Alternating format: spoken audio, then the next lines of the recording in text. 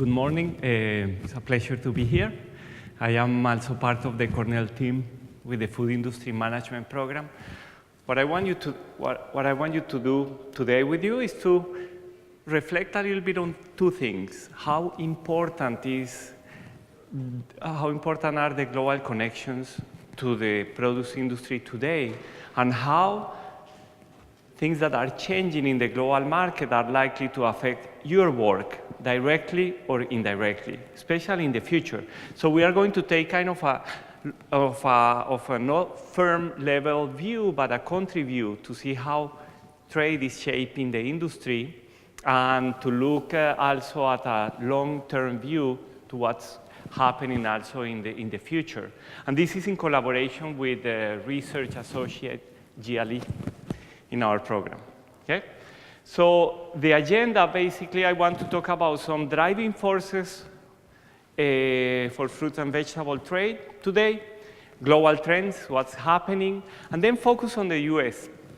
Talk about the situation and things that are changing in the industry. And lastly, to talk about several issues that I think are important when we think about competitivity and market factors in a global setting. Okay? So world population. The first thing that is important to note here, and it was actually a surprise to me, is that if you look at the growth of the world's population by year 2015, the country this continent that is adding more people is Africa. 15 years ago, 20 years ago, the predictions, because HIV, AIDS, and poverty, were actually that population in Africa was going to decline. So think about it. The second one is Asia, that is going to add a little bit less than 1 billion people in the next 30 years. And this is interesting because the projections were different before. China, before relaxation of the one-child policy, was going to have a reduction in population of about 60 million people by year 2050. Today, because of the change in policy, the projections are that China's population is going to increase slightly, only 25 million, which is about the size of the state of California. It's not small, but it's big. It's not small, but it's big, but it's not small. It's not big for that country. So, but we see that these two areas, these two regions are going to drive the growth in population, and therefore demand for food, and therefore demand for fresh fruits and vegetables in the future. Growth in the other regions, in the other continent, is going to be very modest. This is likely to affect us directly or indirectly, because perhaps industries, companies are going to focus on developing those markets. And then wherever you are in the industry, this shift is going to affect you in a positive or a negative way. So it's important to anticipate these changes. So we see here a little bit more in detail how these projections are going to play. And we see that most of the growth in population is going to happen in sub-Saharan Africa. We are talking about the sub-Saharan miracle in terms of increasing income, increasing investment, increasing per capita incomes in this population. Then we see, again, that most of the growth in Asia is not going to happen in India or in China, but it's going to happen in other countries. And there are indeed very interesting business opportunities, in particular for the US produce industry that is interested in exporting in selected countries like Vietnam, Indonesia, Malaysia. Okay? So the other big trend that I think is important to understand is the rapid rate of urbanization. Developing countries are becoming very, very fast, basically urbanites. Most people live in cities, in urban centers. In Brazil is 85%, China, more than half of the population. In 2014, India, 32% and growing. Indonesia, more than half. Mexico, about 80%, et cetera, et cetera. Even Nigeria, in Africa, almost half of the population living in cities. So this has implications for all food supply chains, but also for produce, because as people live more and more concentrated in cities, the supply chain for fruits and vegetables tend to become longer. You have to transport more the products from field to table. And then that's on supply, but on demand, urban centers become attractive when they reach a minimum level of growth, of concentration of people. So you see most of multinational retailers in Latin America, Asia, and Africa competing in growing cities that are not the biggest cities, but medium-sized cities that are attracting more and more population. And that's where most of the growth of modern retail is happening. And with that, the sale of fresh fruits and vegetables. So urbanization, some facts that are interesting here.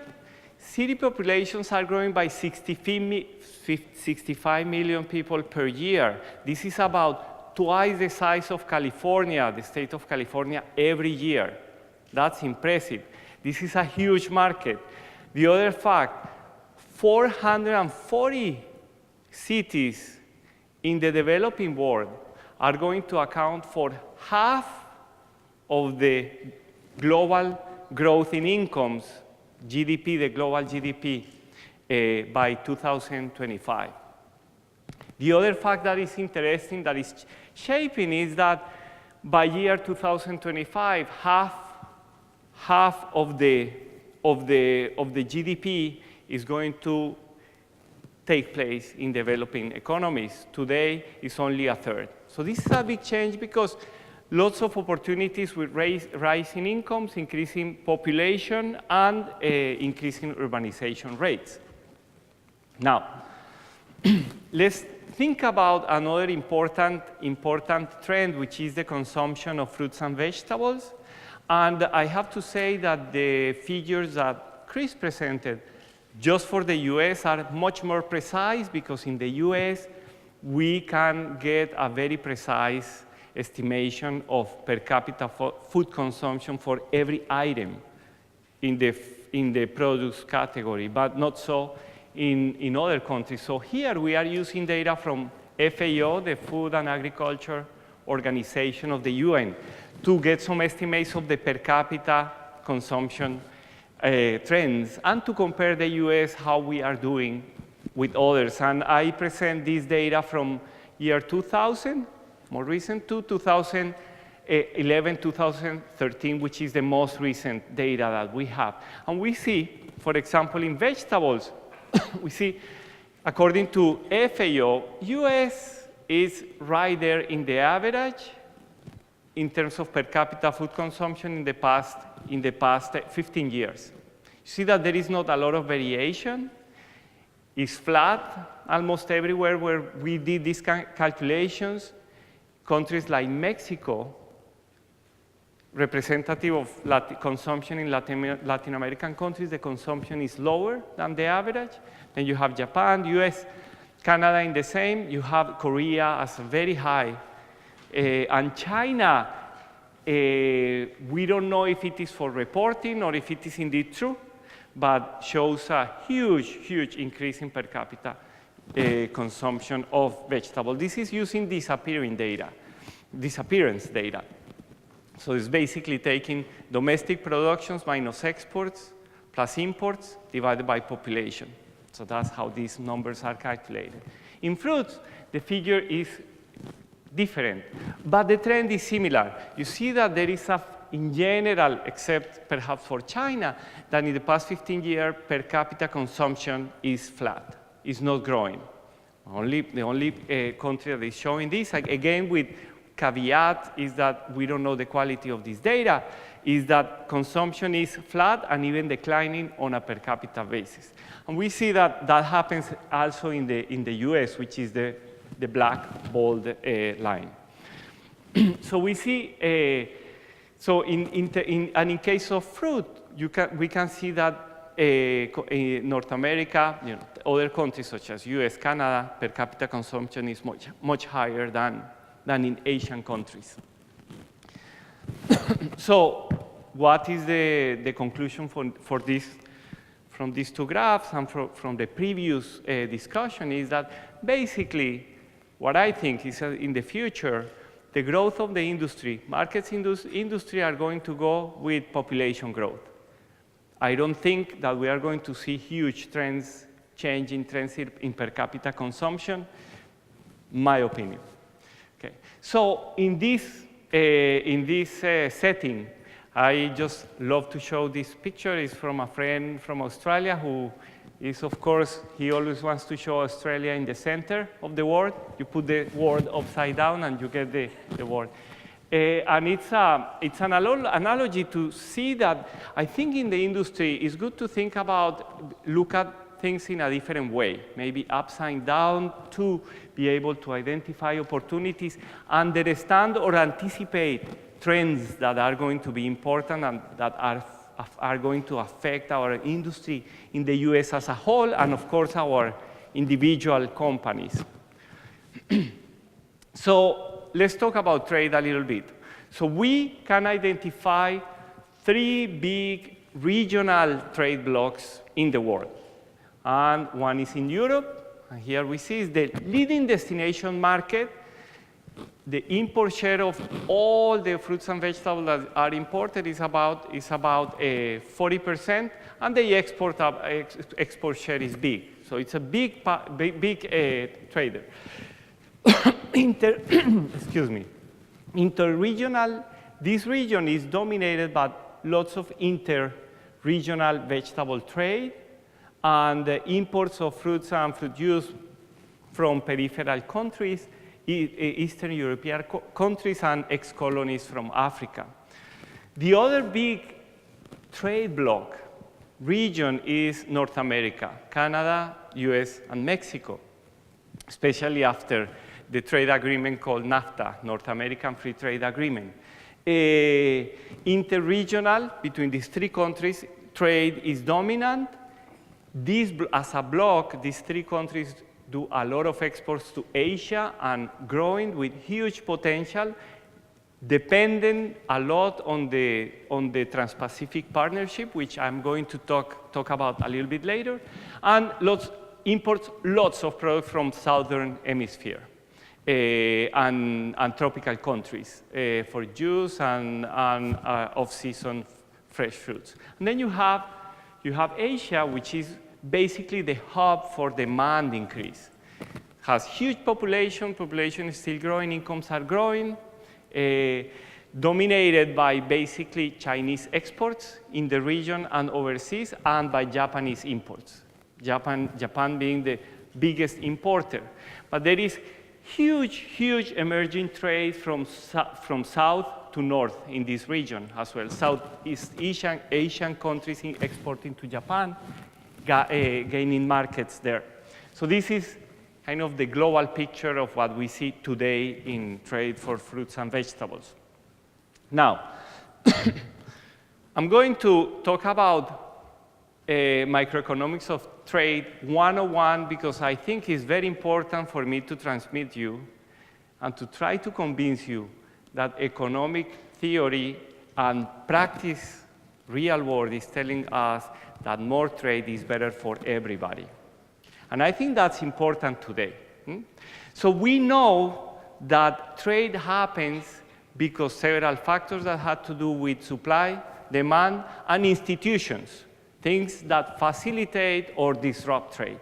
So on the supply, we have the natural capacity of each region or each country to supply a product at a very low price in high volumes. So that we have things like climate, location, technology, the cost of production, labor, land, etc.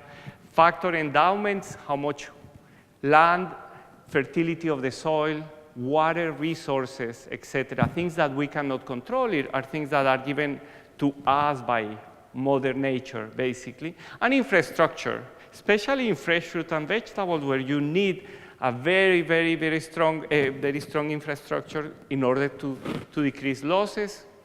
And at the end, what's important is to produce each pound of product at the lowest possible cost per pound. Then you have demand. Talked about that. I think demand is driving rising incomes, organization, increasing middle-class populations, particularly Africa, Asia, to some extent Latin America. In the US also, and in Europe, and the high-income countries, I think the driving is consumer preferences. When I came to this country 20 years ago, you couldn't find an avocado for 6 months out of the year. In Chicago, I'm not talking in 2 hours away from Chicago, where we have an important Mexican population. Came 1995, maybe it's more like 20 years. Or you couldn't find a plantain. Today, basically every supermarket has everything year-round. This is because we demand this at consumers. I think that's a big driver that I think that's going to happen also everywhere. As consumers become richer, they demand year-round. The other is increasing health concerns. And the other factor that is here is increasing demand for convenience. I am Colombian, and I have been involved in several development of products in Colombia. And something that we don't understand there is that there are certain products that are delicious, but eating them is very complicated. Consumers will get messy, spend a lot of time. So how to do this more convenient, but still that looks fresh, healthy, and nutritious, and delicious to consumers? So I think that's another trend in demand. So, and then we have institutions. Like, for example, the Common Agricultural Policy in the US, with strong support for certain agricultural products, including fruits and vegetables. Trade agreements, like NAFTA. We are going to the North American trade agreements, and new trade agreements that are coming. But also more micro things, like how do you manage borders, your inspection service? What is the policy on ports? On all these procedures in ports, and those things that are also enablers or restricted or things that can constrain trade. So we have supply, demand, institutions. Okay. So one of the message here is that what we see today in the huge amount of increasing trade in fresh produce is due to lower prices, improved quality resulting from lower tariff, and improved technologies in supply chain, in production, and in retailing that allows this to happen at a at low prices for consumers. Low, consistent prices, consistent quality year-round. So the bottom line is that, I want to read this, through economic specialization and efficiency gains, trade liberalization has increased global economic growth, improved standards of living, strengthened commercial ties, fostered mutual interest, and contributed to more diverse diets.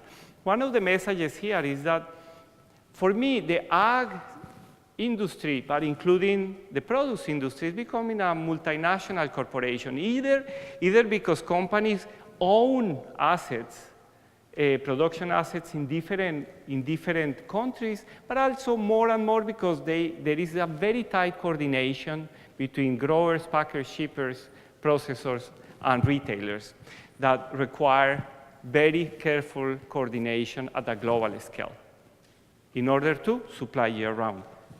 So this is important. It's important to recognize that trade is not a zero-sum game.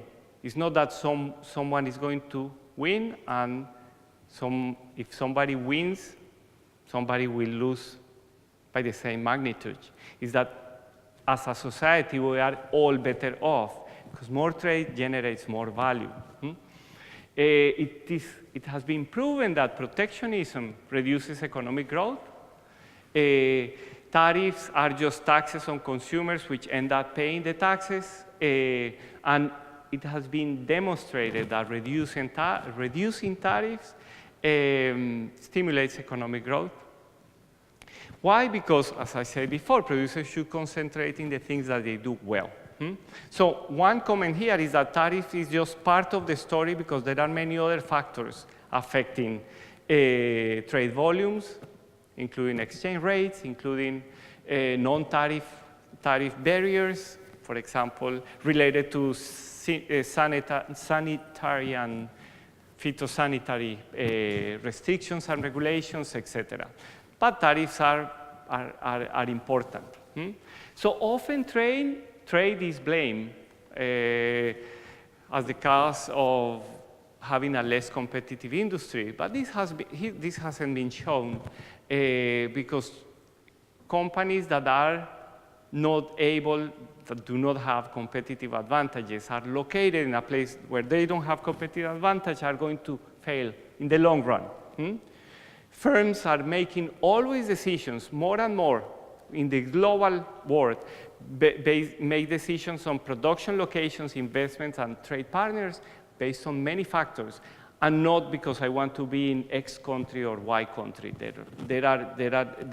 Today, the way companies are thinking is where is best to invest so that I can produce better, have better relationship with my supply chain, and there more globalization. So, as I mentioned, demand for year-round supply of fresh produce is fundamental driver for both trade and production location and investment in the produce industry, because and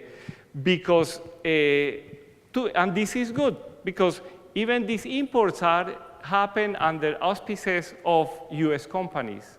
So having more imports is indirectly very positive for the country for two reasons. One, because are American companies, US companies that are promoting this investment, but also because, as we know, the farm gate value of any fruits and vegetables is just 20% of the retail value. 80% of the value happens along the supply chain.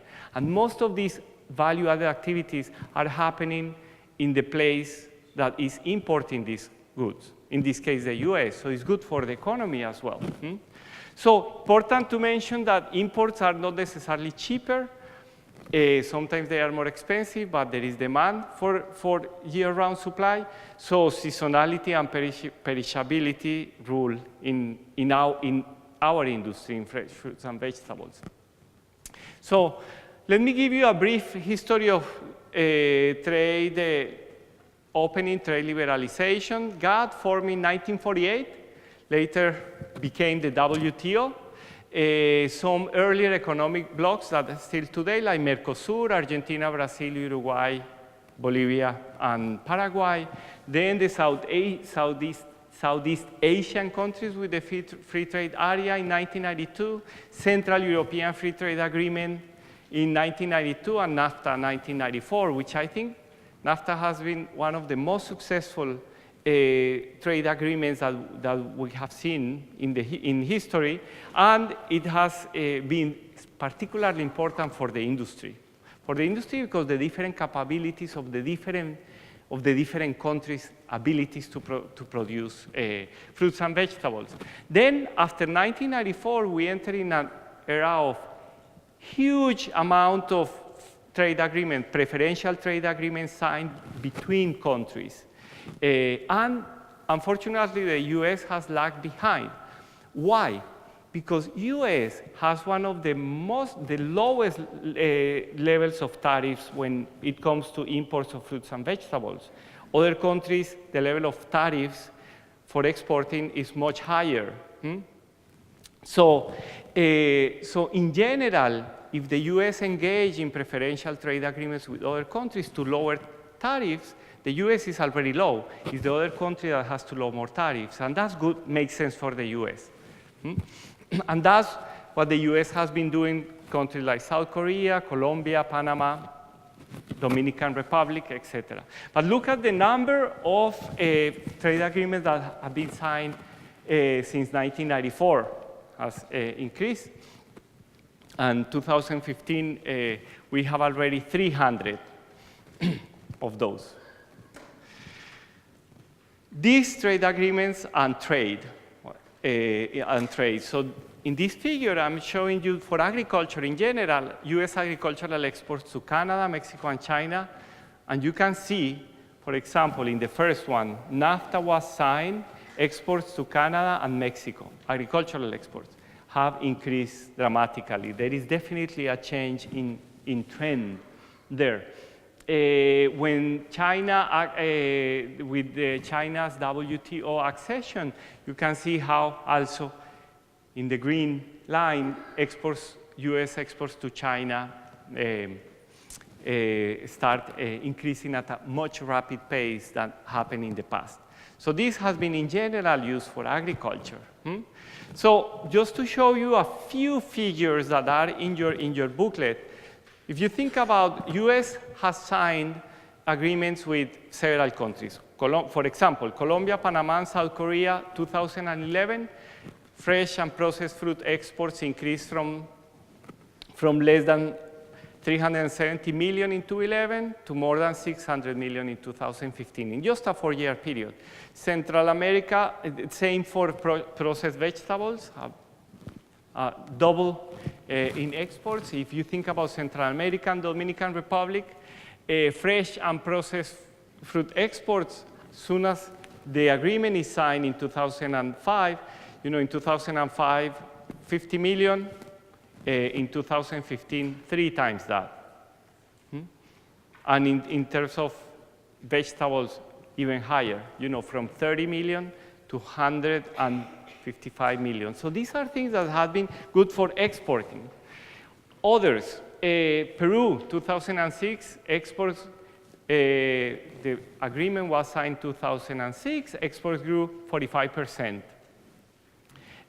From 2005 to 2014. Australia, signed in 2005, export grew also almost 300%. Chile, 2004, exports to Chile agricultural exports grow by 5-fold, basically. So these are important, these are not small numbers, these are important, and it's due to these preferential trade agreements. So the most remarkable things here, if you see, exports are blue, imports are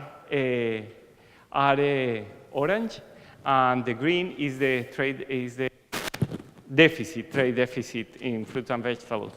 And we see that since the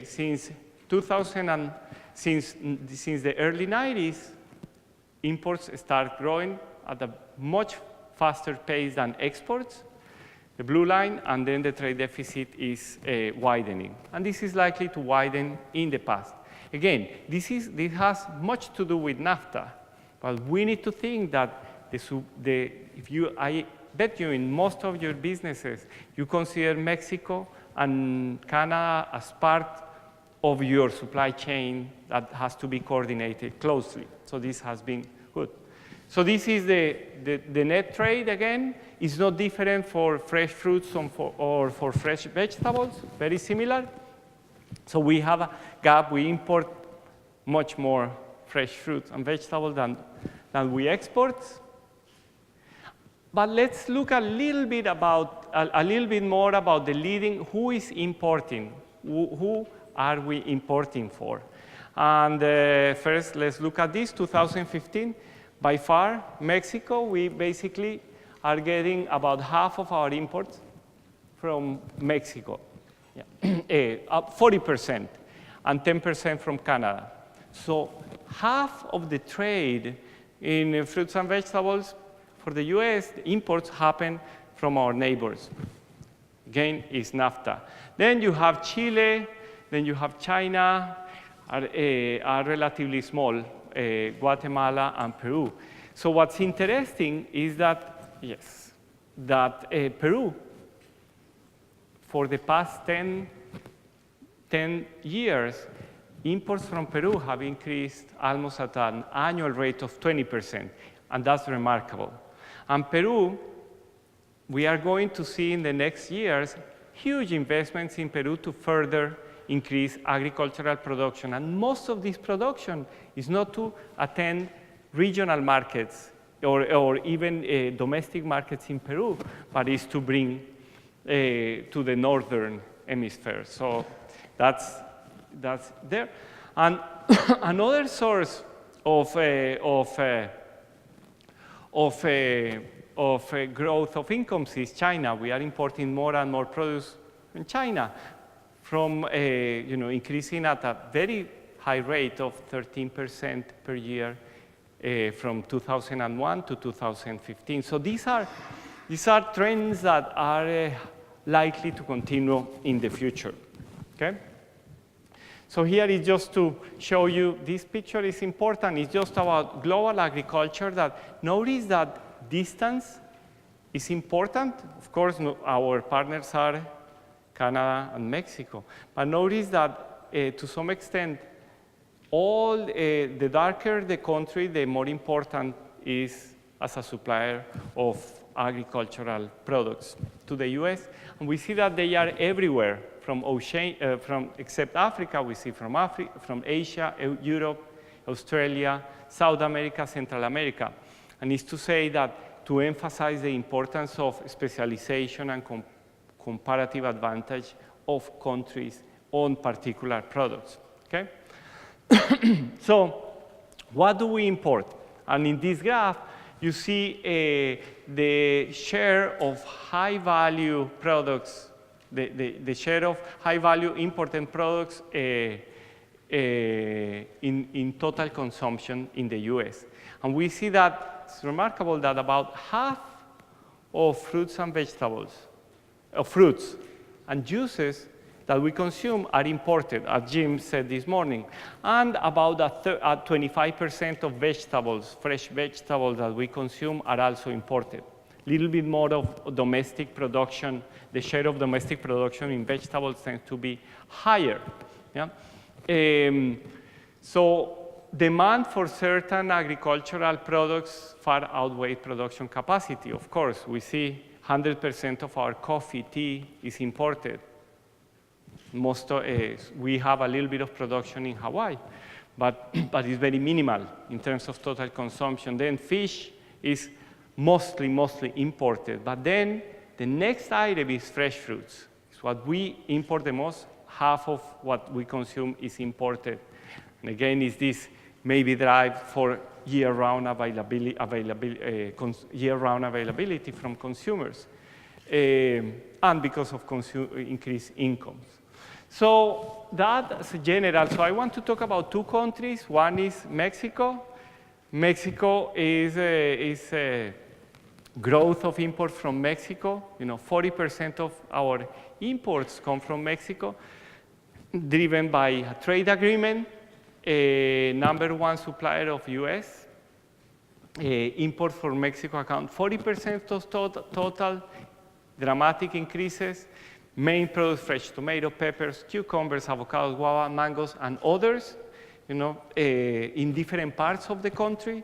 And what we see is that the outlook saying that this trend is going to continue in the future at historical rates, and we are going to see more and more trade gap between US and Mexico in terms of vegetables. So one interesting thing is that inspection services. So inspection services, US launched in January 2016 a pre-inspection pilot for Mexican agricultural products in Tijuana, Mexico.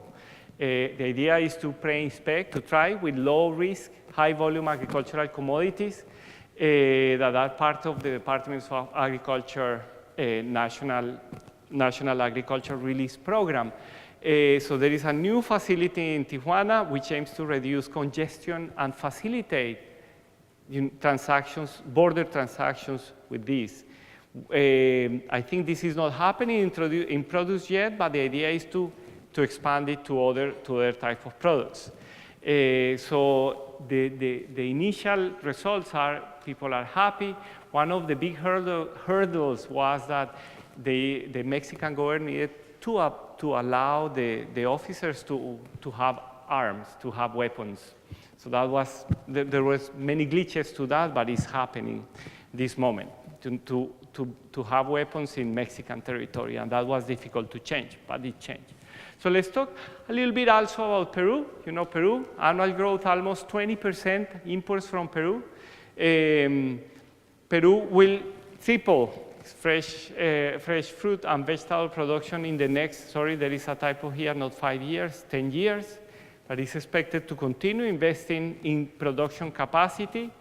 Just in 2017, the expectations are to increase avocados, areas, asparagus, bananas, tangerines, and many others. It is also very interesting because there are several very smart suppliers in Peru targeting the growing, the Peruvian cuisine, which in my opinion is the best of Latin America. If you go to a Peruvian restaurant, you cannot go bad. And it's rich in fruits and vegetables, fish, and there are lots of things going on there. So let's talk a little bit about US exports. So where do US exports, we talk about imports. Our main export partners are again Canada and Mexico, and then follow Japan and South Korea. But by far, about half of our exports of fruits and vegetables go to Canada, or to Canada. Then to Mexico, but much lower. Very similar to Japan. Then you have Korea, Hong Kong, Taiwan, mainland China, and these are the big 7 export destinations. Fastest growth destination is mainland China, growing at a pace of 20% in exports for the past 15 years, and poised to continue growing. Very, very important. Then you have Japan, which is a very important trade partner. Sharp decline between 2014 and 15 because of appreciation of the dollar. Dollar was too strong. So when people in Japan buy in yuans and you want to bring dollars to the US, then you bring less, because the dollar is more expensive there. Appreciation or dollar being very strong is responsible for many of these negative, same in Hong Kong. But these are regions that has shown consistent growth in US exports in the past 15 years. Notice that we haven't been very successful in exporting to Mexico. Over the past 15 years in terms of fruits and vegetables, but yes, to Canada, even though the market is big, they continue growing. But in the case of Mexico, no. I don't know if it has to do with demand. Remember that per capita consumption of fruits and vegetables is relatively low in Mexico to other countries, or what? Or maybe very strong industry. So just to talk about major destination markets, Canada, our trade has increased with them, half of our exports. One important note is fresh berries is the largest export value among all commodities exported to Canada.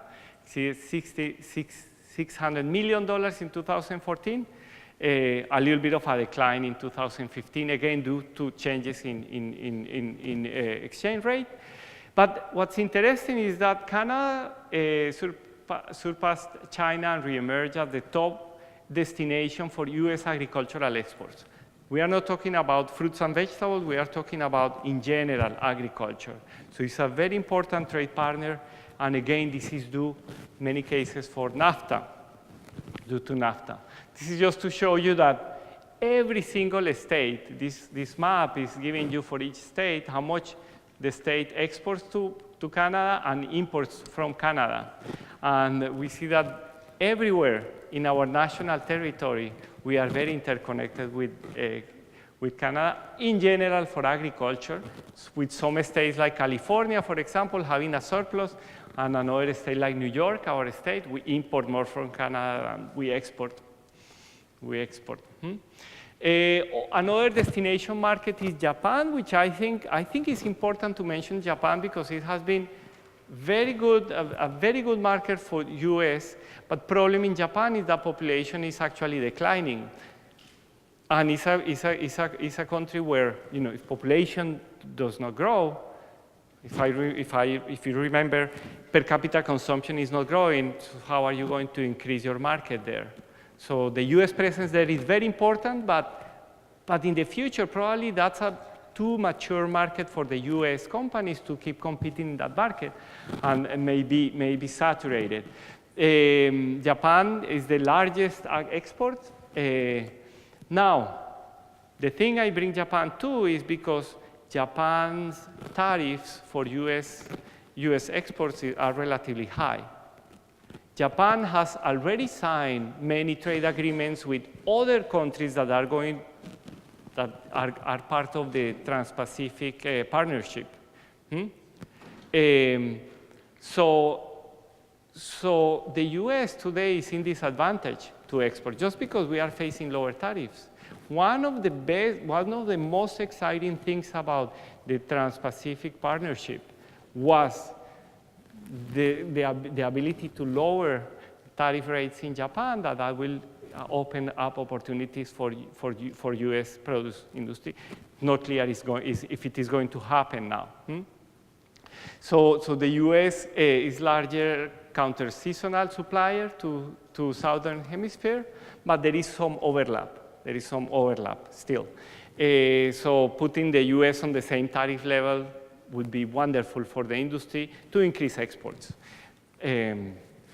So this is the trends of exports to Japan. Again, you see they are flat, a little bit low in the last years. There is a lot of effect on strong dollar on these values because these are not volumes, are values. But it's a very important market, particularly for fruits.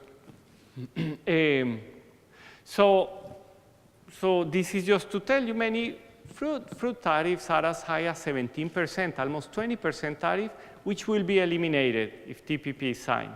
This may not happen if we don't sign that. For example, the tariff for apples will decrease by 25%, from 17 to some 25% lower. Upon implementation, it will be eliminated gradually over 11 years. That was was signed. Yeah, they have also high tariffs to citrus. You can see they will be phased out, and most of the tariffs will be eliminated, which will open tremendous opportunities to increase the competitive position of the US industry there. And then I want to talk about China, because it's important. China and Hong Kong, mainland China, represent 18% of ag exports to the world. The US is a very important partner because we are the leading China's supplier of fruits, and in particular, it's a China supplier of agriculture. So most recently, however, this trade has declined a little bit. Challenges China's slowing economy and bullion stock, as well as very strong dollar with respect to the Chinese yuan. So the opportunities in China are because there is a growing demand for agricultural products and fruits and vegetables, but also it's facing constraints in production due to some certain problems of resources to allocate to production. So there is something interesting that is happening in China, and I asked my Chinese students why they love to buy online produce. And here is an example, online products and tied to international trade. There is a very nice case study through e-commerce. It's a promotion partnership between USDA, the Foreign Agricultural Service, in Shanghai, and Tmall. So in 2014, there was a promotion to sell cherries from the US via online through the Tmall. And in just 2 weeks, they sold as many cherries as you will sell for 9 years in an average supermarket. Now, that was a great campaign. It was the cost-benefit analysis of this investment was huge. And this was due through, through Tmall, which is Alibaba's, Alibaba is the Amazon in China. This is kind of the website that they use to do this. So challenges and opportunities. Asia, especially China, is a key market due to the significant growth in middle-class consumers, so it's an attractive market. E-commerce appear to be they are very, very, very willing to purchase online products. We are doing a study now on willingness to pay for online products in China, in the main cities, in a master's thesis, and the initial results are interesting in that way. It's different behavior, different preferences, especially if the product is from the States, or from overseas in general. There is a huge demand for convenience, for rapid delivery in China, in the busy cities. And the other fact is that the US suppliers have an advantage that they are trusted as providing a high-value, safe, and good quality food products in China. So digital strategies in China may be interested in and more important in the future. There are other opportunities in Peru and Chile. I'm not going to go into detail, but there are promotional campaigns, promotional efforts in coordination with USDA, FAS, and the industry to increase markets, like for example, in these two countries, Peru and Chile, because the projection on per capita income and the urbanization rates, etc., make this attractive. And because these countries, it's very easy to do business. There is something in Latin America, being in Latin America, is that corruption is a big problem when you do business there. So I just want to mention the Trans-Pacific Partnership Agreement, which was already signed, a pre-agreement in February 4, 2016. It will be highly beneficial for US fruits and vegetable exporters. It will expand all US agricultural exports dramatically. So the projection is that in 10 years, vegetable export will increase between 17 and 24%, which is very important given the countries that are here. Yeah? See Australia, Southeast Asia, Japan, US, Peru, Chile, etc. And the vegetable export increasing between 17 and 24%, and fruit and nuts exports increasing between 22 and 26%, and that's huge, very important for the industry to close the gap also between the gap between exports and imports of fruits and vegetables. So there are some projections that there are going to be gains.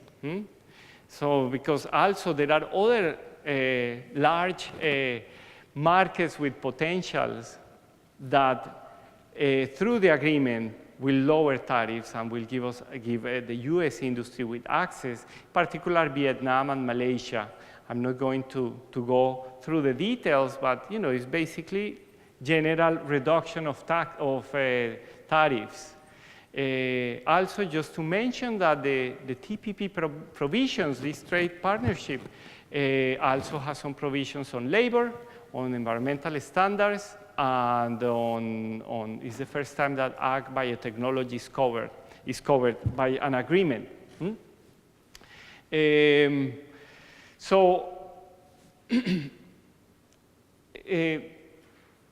Excuse me. So one of the things that I want to mention in this is that if you consider, for example, comparative advantage and the benefits of signing agreements, you take Peru and Chile, which have signed Peru 16 agreements and Chile 23, is that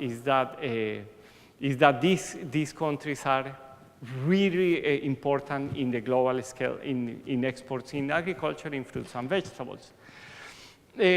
Just to mention a few of the export challenges, the export challenges in logistics is that we may have the best policies or clear policies, but the logistics at ports are continuing to be a problem, particularly in the port of Los Angeles. May have continued port delays that are very costly to the industry when you are exporting. You know, there are unsolved labor disputes that are difficult, and there are accounts of fruits and meat rotted because of a slow movement in ports. So that continues to be a challenge, a risk for the industry. Just with this slide, I will change because it's time for lunch. Yes, so I don't want to delay you. Is that 4 things. One is that there are some factors that are accelerating the US trade deficit. One is that US is very open in trade. Our level of tariffs, we are maybe a little bit tougher in non-tariff restrictions. It's more difficult, for example, to import into the US than to export into Europe, particularly fruits and vegetables. But it's very low. So signing agreements for the US is just going to be good because to level tariffs, the other country where we do a partnership with has to lower more the tariffs, in particular in fruits and vegetables. We also have to think about factors that affect competitiveness, and one of the things that the US industry has is to have a very good reputation of a good quality, safe product. We have very strong institutions that ensure that our products can be trusted. So that is also related to the non-tariff trade barriers because they are sometimes more important. And the other aspect that I think is very interesting that Jim mentioned this morning is that many countries in temperate regions are trying to extend, the season, the harvest season, by using controlled environment agriculture, et cetera, and then you see more competition because the southern hemisphere and the northern hemisphere are competing at some times of the year because of efforts to increase the harvest, the harvest season, the production season everywhere to have more, and that has to do with having more local products. So I think that's going to play interestingly in the future as lots of technology in greenhouse is really becoming very efficient in terms of energy use and then reducing carbon footprints and lowering the cost of producing vegetables in particular on a per pound basis. So with that, I will stop. Okay. Thank you.